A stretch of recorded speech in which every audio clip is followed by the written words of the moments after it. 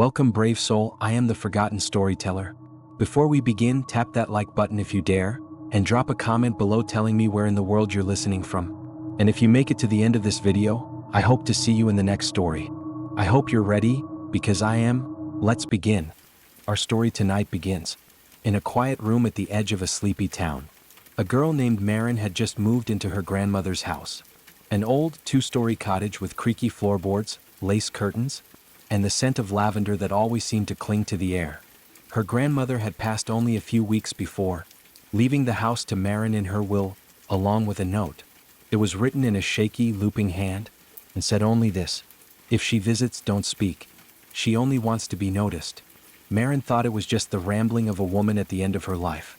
But the handwriting was so deliberate, so certain. It had unsettled her, just enough to remember it every night. The room she slept in had once belonged to her grandmother.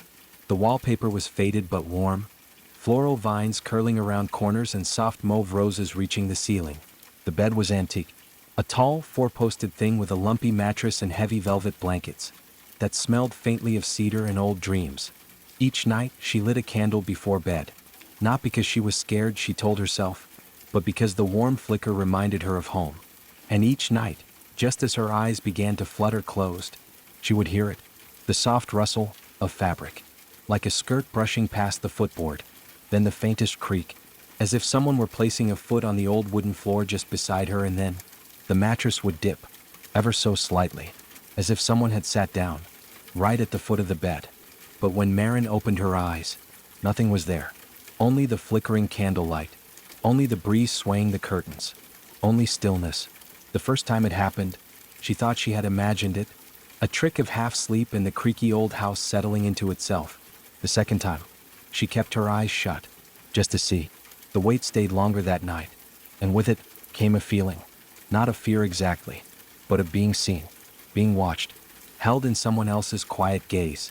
She remembered the note. Don't speak. She only wants to be noticed. So Marin lay still, her breathing soft, matching the rhythm of the candle's dance. And eventually, the weight lifted. The floorboards whispered again, and the presence faded. Over the following nights, it became a pattern, a ritual of sorts. At 2:43 a.m. exactly, the rustle would come, the footstep, the dip of the bed, and Marin would lie still, heart beating like distant thunder beneath her ribs. Some nights she swore she could feel a hand, light as air, resting near her ankle, cool like a whisper against the skin. Other nights, it was only the silence that filled the room. One night, curiosity got the better of her. She kept a small mirror beneath her pillow, just big enough to glance behind her without moving. And when the dip came, when the air grew still and heavy, she slid the mirror out and turned it. What she saw was a girl, no older than 10, in a faded dress, white and simple, with hair that fell over her shoulders like a curtain of ink. She sat at the foot of the bed, facing away, her hands folded in her lap, not moving, just existing. Marin didn't speak, didn't even breathe. And then, the girl turned her head slowly and smiled, not cruelly, not sadly, just softly, as if she had waited a very long time to be seen. And then, the candle flickered once, twice, and snuffed itself out. It was a Tuesday when May broke the rule. The city outside her window was quieter than usual, the street lamps humming in a tired way, the wind barely whispering through the lilac vines. And inside her room the air felt thicker. She hadn't meant to stay up late, but a strange unease had crept in during dinner, nestling in the corners of her thoughts. So she'd stayed up reading, candlelight flickering beside her bed, shadows dancing across the ceiling like slow-turning ghosts. And then she felt it, the familiar shift in the air. A low creak exactly 2 floorboards away. And then, the mattress dipped. But this time, there was something new. A tiny sound. Not breath, not whisper, but a soft, rhythmic tapping, as if small fingers drummed gently on the bedsheet near her toes. Tap, tap, tap, tap. And right then May spoke. Just one word, soft as breath. Hello? Then silence. The tapping stopped. The air held its breath. And then, the bed shifted more deeply, like someone, crawled forward. Not fast, not with threat, but deliberately, inching closer. May squeezed her eyes shut, heart thudding so loudly she could hear it in her ears. The space between her and the thing at the foot of her bed vanished, and then She felt fingers wrapped gently around her ankle. Not cold, not clawed, not violent, just holding a child's hand. And then a whisper, right beside her ear. But the voice did not come from the girl. It came from beneath the bed. She only wants to be seen. May's eyes flew open, and the room was empty. No girl, no dip in the bed, no fingers around her ankle, only silence, and the flickering candle beside her. But from the corner of her vision, the shadows beneath the bed seemed thicker somehow, deeper. She did not sleep that night. The next day, she went to her grandmother's old home, a place she hadn't visited in years. Inside the attic, tucked inside a box of yellow journals, she found something strange. A photo, black and white, curled edges. A little girl sitting at the edge of a bed. Not smiling, not sad, just staring. On the back in fading ink, 1951, she's still waiting to be seen. May didn't know who El was. Her grandmother never spoke of her, but she kept the photo. And that night, she waited. The bed creaked, 2 floorboards away. A gentle dip, and May sat up. This time she didn't close her eyes. She looked, and there she was, the girl. Legs folded beneath her, hands in her lap. Her eyes were dark, hollow, but calm. May whispered, "I see you." The girl's expression didn't change, but her form began to fade, like mist drawn into the morning air. And in her place, just the sheet, slightly wrinkled, and the scent of lavender and dust. May slept soundly that night. Now the girl doesn't come every night, but when she does, May lets her stay. She no longer fears the weight at the end of the bed, because some visitors don't want to harm you. Some just want to be remembered, to be seen. And sometimes if you're very quiet, you might hear the rustle of sheets. You might feel the mattress shift. And if you do, just whisper, "I see you," and maybe, just maybe, she'll let you sleep. Let us know in the comment section below, would you have broke the rule like May did and speak to the little girl? Time for the next story. Guys, if you liked that last story, please don't forget to leave a like. Thank you. Our story sets sail on a gentle October evening, when the sky was bruised with twilight, and the streetlights blinked to life, one at a time until the street was alive. Jane had just moved into the old house on Everlow Street. It was charming in the daylight. White shutters, a gabled roof, roses curling along the fence like sleeping serpents. The kind of house that made neighbors smile and say, "Oh yes, that one's always been there." Inside, the floors groaned with age, and the wallpaper in the upstairs bedroom was pale lilac, faded like dried petals between pages of a forgotten book. It was quiet, so very quiet, too quiet. The realtor had said very little, only that the house had been vacant for quite some time, and that the previous owner left a note. Jane found it tucked into the drawer of the bedside table. A single sheet of white paper, written in elegant, trembling script. "When they come, do not speak, do not look. Whatever you do, child, do not make eye contact. That is how they find the doorway in." She had laughed at first, tossed the note into the waste bin. Just old house superstition. But that first night, just before she drifted off to sleep, something stirred. It began with a tickle of air, cool, like fingers brushing her cheek. Then the hum of the heater stopped. Not failed, not broke, just stopped. The room became impossibly still. And then the rustling began. Not outside but inside. The soft creak of weight shifting on the rug. The whisper of bare feet brushing over wood. Jane's eyes flew open. Nothing. Just moonlight on her walls.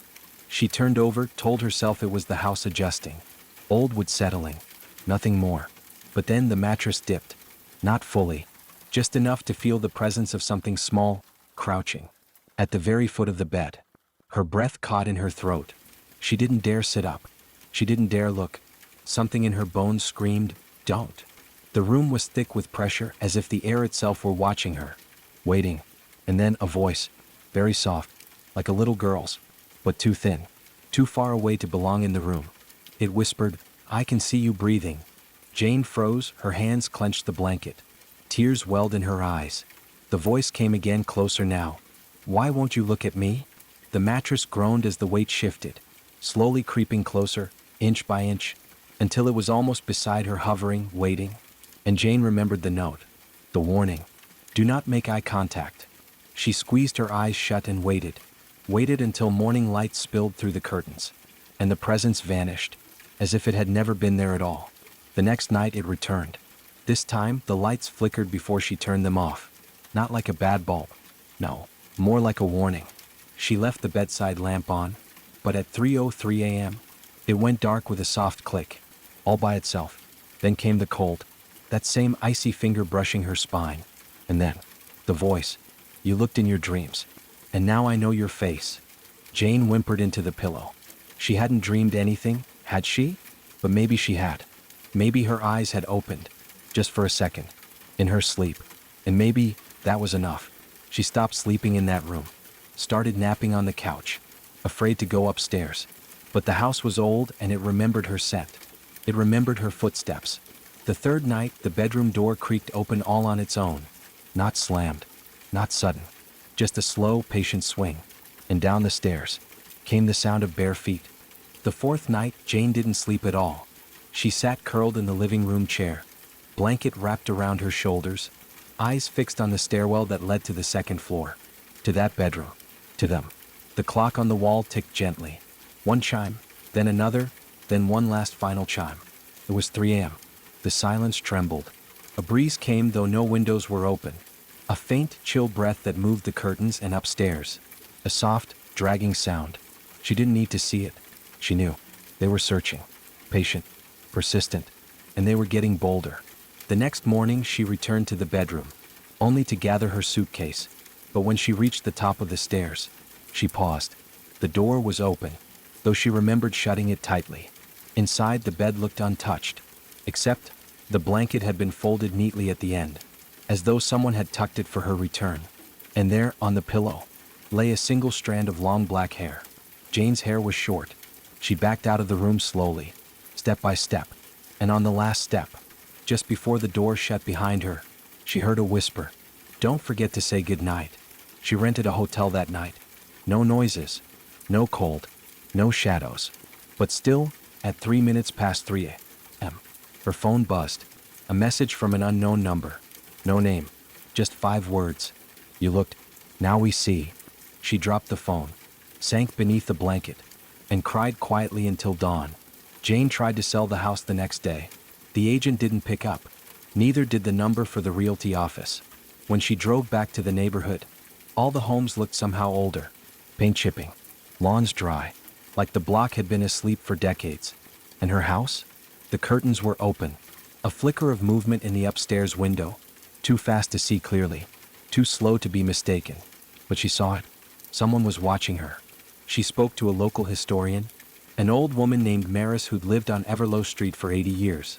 And when Jane said the address, Maris went quiet, stared at her tea, then said softly, "You stayed in the blue room, didn't you? That's where they wait. Always the same hour. They come closer each night until someone looks, and then the house keeps a piece of them." Jane asked, "What do they want?" Maris whispered, "They want to be seen. That's how they escape." Jane returned one last time. She'd decided she would burn the house down. But as she entered, something felt different. The house wasn't cold. It was warm, inviting. There was music playing softly from the bedroom upstairs. An old lullaby on a distant record player, as if the house had been waiting. She climbed the steps slowly, each footfall muffled. The bedroom door was wide open now, and there, on the bed, lay the note again, the same one she'd thrown away. Only now, more words had been added beneath the warning. You looked, you listened, and now, you're part of the house. The mattress groaned behind her, but she hadn't sat down. Something else had. Jane turned too quickly. Her eyes, drawn before she could stop them, met another's, a girl, very pale, and just stand there still, black hair over her face, but one eye, gray and too wide, staring directly at Jane. And that was the last thing Jane ever saw. They found her a week later, sitting upright in the corner of the bedroom, eyes glassy, mouth slightly open. Unmoving, she was still alive, but it was like all humanity had gone. She never spoke again. And at 3:03 every morning, nurses said her fingers twitched as if reaching out to someone, or something. Let us know in the comments section, once you got out of the house, would you have gone back like Jane? Ready for spine-chilling tales that will haunt your thoughts? Subscribe to Forgotten Storyteller for eerie narrations, unsettling mysteries, and haunting stories you won't forget.